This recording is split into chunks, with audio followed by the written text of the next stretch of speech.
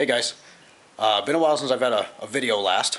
I've been doing a painless chassis harness install. It's a universal painless GM steering column chassis harness, 18 circuit harness. Kind of a pain since the car's got a lot of electrical circuits, and it's obviously a lot different than wiring a muscle car, which this harness was originally designed for, but I've been doing a pretty good job making it work in my car. The original harness in the car was pretty hacked up from back when I was younger. I wired lights and a CD player and things like that into it, so I didn't really want to reuse it. It had a couple shorts in it, and I didn't feel like tracing wires to replace things.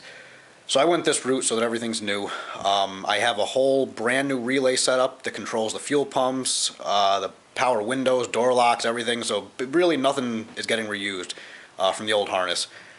So let me go over, I'll show you a little bit, and I'll show you what I've got done so far.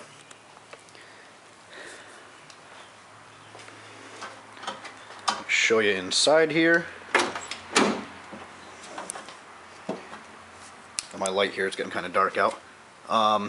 Door wiring is all done. This is my light switch. I had to make a couple test passes with that, so it's kind of crazy right now, but everything works. You can see I ran the rear section wiring right down the side of the car there, up the back, just like the factory would have. That orange wire is for the third brake light, which isn't hooked up in the moment. Got the fuel pump wires. I modified the stock piece to allow the wires for the dual fuel pumps, and that seals up to the wall there nicely, just like factory. Come in the back here. That's where the wire runs up over the hump into the back. The thick red wire is the main harness wire. That gives the fuse block its main power.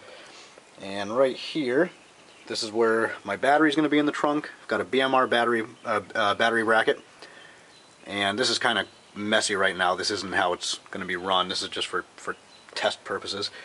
But I made a little bracket here, which holds the main harness fuse, the two circuit breakers for the relays, and then the relays themselves. The only relay that's in there right now is the power window relay.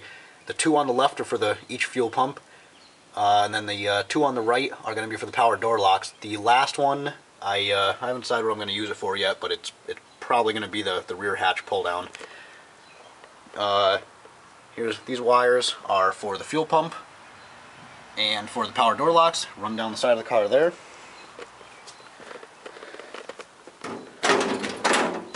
Go around this side,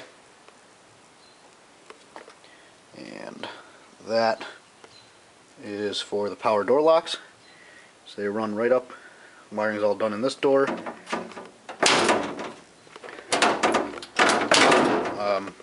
Power window switches wired up.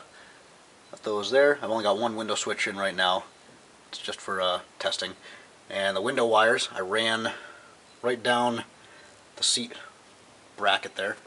It's like that on both sides. Heater wiring is all there. Still need to make a couple connections, but that's all for the heater and radio. Go back to this side. Show you the fuse block. There's the painless fuse block. I modified the stock mounting plate, and I was actually able to fit the painless fuse block pretty nicely in there. I was kind of surprised about that, but that worked out good. I cut the OBD1 port off and left the bracket there. I'm going to be hooking the 5.3's OBD2 port right there, so that'll be in the factory location as well.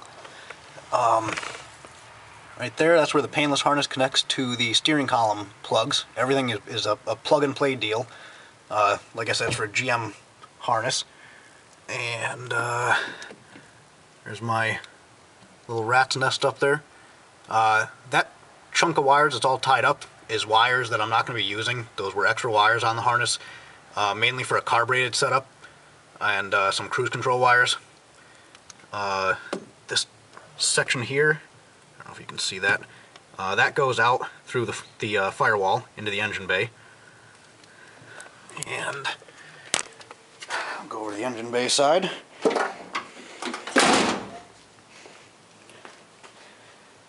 that's where the wires come out. Made a little plate there with a grommet. This is the fog light relay. I drilled a hole in the side there, ran the wires through the front fender support here, and that's where they come out. All factory holes, so I didn't have to drill anything there. They run right in the stock spot. These have to be cleaned up a bit still. This isn't permanent yet. Those are there. Headlight harness wires. This is where I added a circuit breaker that gives power to the headlight flip-up motors, and it also gives power to the heater blower motor, which is right over here. That's all the heater blower wires. I made a little custom relay bracket to mount the blower motor relay right there. Did the same thing on this side with the wiring, ran it right through the fender extension so the engine bay's clean. Taped all those up and made a little, or bought a little bracket there. They run back into the firewall. And with everything wired and said and done, I have a nice, clean, wire-free engine bay, as you can see, except for the wires sitting on top of the motor. Those are all the gauge wires, alternator, starter, and that, which none of those you'll see. But as you can see, it cleaned up the engine bay quite a bit, which is what I'm going for, by running them through the sides instead of right over the frame rails or over the fender wells like the factory had it. So this will all be straightened up at some point, and give you a little demo of everything. Kick the key on here. Got,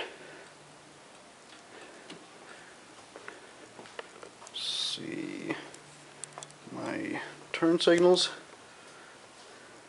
That, and you can see that one working back there. Other side, get in the front, turn the parking lights on, see those, and the back, and then headlights. Got those working. Look like they're a little out of adjustment. It's okay though. Horn works. And let's see, power windows. Got my plug here.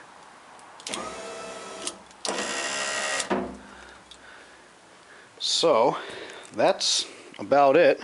Like I said, I've got the power door locks all wired up, but I need to add a ground wire in the painless fuse setup because they didn't have an existing ground wire. It was only a 4-pin setup. I need to set it up like a 5-pin to get the door locks to work. So that'll be coming soon. I put the taillights back in too, just temporarily. I'm going to have to take them out again to put the rear bumper in. But I wanted to get them off the ground so they wouldn't get beat up or broken.